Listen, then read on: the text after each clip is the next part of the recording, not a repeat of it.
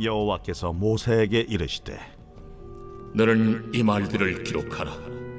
내가 이 말들의 뜻대로 너와 이스라엘과 언약을 세웠음이니라. 모세가 여호와와 함께 40일 40야를 거기 있으면서 떡도 먹지 아니하였고 물도 마시지 아니하였으며 여호와께서는 언약의 말씀 곧 십계명을 그 판들에 기록하셨더라. 모세가 그 증거의 두 판을 모세의 손에 들고 시내산에서 내려오니 그 산에서 내려올 때에 모세는 자기가 여호와와 말하였으므로 말미암아 얼굴 피부에 광채가 나나 깨닫지 못하였더라. 아론과 온 이스라엘 자손이 모세를 볼 때에 모세의 얼굴 피부에 광채가 남을 보고 그에게 가까이 하기를 두려워하더니 모세가 그들을 부르매 아론과 회중의 모든 어른이 모세에게로 오고 모세가 그들과 말하니 그 후에야 온 이스라엘 자손이 가까이 오는지라. 모세가 여호와께서 시내산에서 자기에게 이르신 말씀을 다 그들에게 명령하고 모세가 그들에게 말하기를 마치고 수건으로 자기 얼굴을 가렸더라. 그러나 모세가 여호와 앞에 들어가서 함께 말할 때에는 나오기까지 수건을 벗고 있다가 나와서는 그 명령하신 일을 이스라엘 자손에게 전하며 이스라엘 자손이 모세의 얼굴의 광채를 보므로 모세가 여호와께 말하러 들어가기까지 다시 수건으로 자기 얼굴을 가렸더라. 한국에서 어렸을 때 고난 주간마다 부모님과 함께 금식했던 시간을 기억하게 됩니다. 첫째 날은 어떻게든 넘어가지만 이틀과 3일이 되면 집안에 음식이 없는지를 찾게 되고 이 금식이 굶식으로 바뀌는 것을 느끼게 됩니다. 마지막 금식이 끝나는 날 음식을 허겁지겁 먹었던 저의 모습을 기억하게 됩니다. 오늘 말씀을 보면 모세는 이제 이 시내산에서 내려오고 있습니다. 우리가 기억해야 할 것은 처음 시내산에 올라갔을 때 모세는 하나님께 율법을 받으면서 40일 동안 금식했습니다.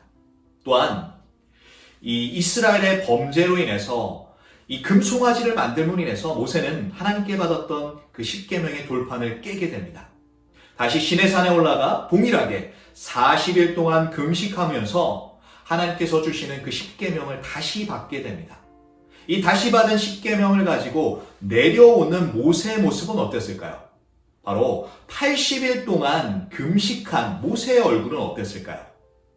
우리가 상식적으로 생각해 볼 때 얼굴이 초췌할 뿐만 아니라 몸이 뼈밖에 남지 않았을 뿐만 아니라 죽지 않았다는 것이 이상하게 여겨질 것입니다.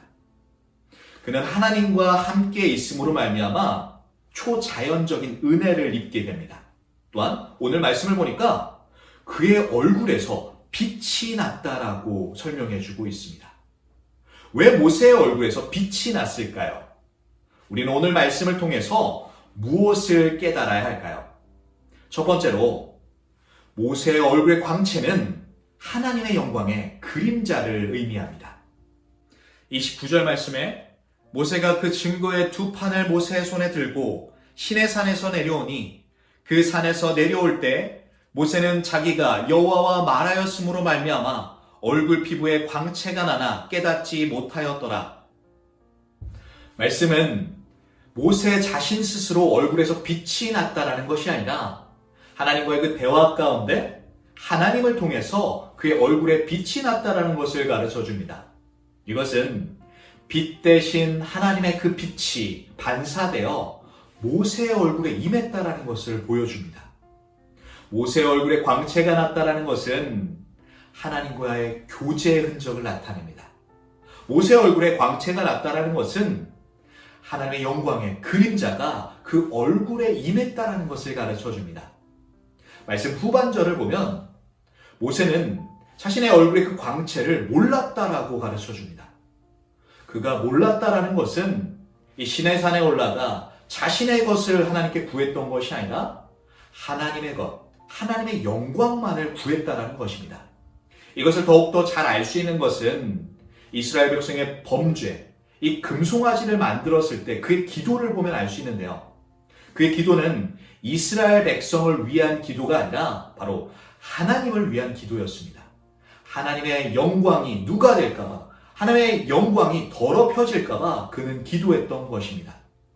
또한 33장 후반절들을 보면 모세는 하나님께 영광을 보여달라고 기도하고 있습니다. 하나님의 영광을 보여주십시오라고 간구하는 가운데 하나님은 그에게 내 얼굴을 보는 자는 죽을 것이다 라고 말씀하시면서 마지막 절에 하나님의 뒷모습을 보여주십니다. 우리가 말씀을 통해 기억해야 할 것은 우리가 간구해야 하는 것, 우리가 추구해야 되는 것이 바로 하나님의 영광이라는 것입니다. 우리가 하나님의 영광, 바로 시내 산에서 모세와 하나님이 함께 했다는 것을 기억할 때 우리의 생활 가운데 예배와 기도를 생각해 볼 수 있을 것입니다. 우리의 예배와 기도가 나의 영광이 목적이 되는 것이 아니라 내가 출세하고 복받기 위한 목적이 아니라 온전히 목적이 하나님의 영광이 돼야 한다는 것을 가르쳐 주고 있는 것입니다. 그럴 때 모세에게 그 하나님의 빛이 임했던 것처럼 우리의 삶 가운데 하나님의 빛이 임하실 것입니다. 그 하나님의 놀라운 은혜를 경험하는 저와 여러분 되기를 소망합니다. 두 번째로 모세는 자신의 얼굴의 그 광채를 수건으로 가림으로써 겸손을 표현하고 있습니다. 35절 말씀에 이스라엘 자손이 모세의 얼굴의 광채를 보므로 모세가 여호와께 말하러 들어가기까지 다시 수건으로 자기 얼굴을 가렸더라. 왜 모세는 자신의 빛나는 얼굴을 수건으로 가렸을까요? 이 빛나는 얼굴 가운데 하나님의 말씀을 말했다면 더 신뢰하지 않았을까요? 예전에 이스라엘 백성이 모세를 원망하고 하나님을 시험했다면 이제는 빛나는 모세의 얼굴을 바라보며 더 하나님을 믿고 모세를 더욱더 의지하지 않았을까요? 하지만 모세는 그들의 범죄를 기억했습니다. 보이는 그 금송아지를 만듦으로써 그들이 온전히 그 마음을 그 보이는 신에 뺏겼던 그 모습을 기억했습니다. 자신의 그 빛나는 얼굴로 인해서 자신 또한 우상이 될 수 있다는 것을 알고 있었기 때문에 그의 얼굴을 스스로 수건으로 가렸던 것입니다. 우리 삶 가운데 하나님께서 주신 많은 은사들이 있습니다. 하지만 이 은사들을 내 마음대로 사용한다면 이것들 또한 문제가 될 수 있는 것입니다. 하지만 이 교회의 덕을 위해서 우리가 사용할 때 하나님께 온전한 영광이 될 수 있는 것입니다. 우리가 주님의 뜻을 온전히 바라보며 하나님의 영광만을 바라보며 살아가시는 저와 여러분 되기를 소망합니다. 마지막 세 번째로 이 모세의 얼굴의 광채는 일시적인 것이었습니다. 고린도후서 3장 13절 말씀에 우리는 모세가 이스라엘 자손들에게 장차 없어질 것에 결국을 주목하지 못하게 하려고 수건을 그 얼굴에 쓴 것 같지 아니하노라. 고린도후서는 모세의 그 광채가 일시적이고 사라질 영광이라고 말해주고 있습니다. 바로 이스라엘 백성이 아직도 그 수건을 쓰고 있고 바로 예수 그리스도로 말미암아 그 수건이 벗겨질 것을 말씀하고 있는 것입니다. 우리는 예수님으로 말미암아 이 사라지지 않을 영광을 바라봅니다.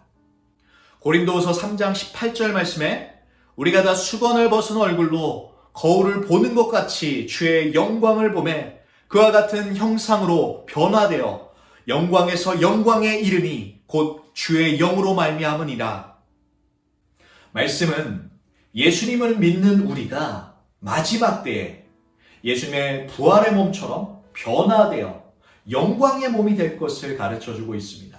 뿐만 아니라 하나님의 영광, 얼굴과 얼굴이 마주하여 하나님을 보게 될 것을 말씀하고 있습니다. 우리가 하나님의 영광만을 바라보며 영광된 삶을 기대하는 우리가 되기를 원합니다. 저는 오늘 말씀을 보면서 한 찬양을 생각하게 되었습니다. 이 찬양의 제목은 내 눈 주의 영광을 보내입니다. 내 눈 주의 영광을 보내. 우리 가운데 계신 주님. 그 빛난 영광, 온 하늘 덮고 그 찬송 온 땅 가득해. 우리가 주님을 기대하며 우리의 눈이 온전히 주님의 영광만을 바라보는 저와 여러분 되기를 축복합니다.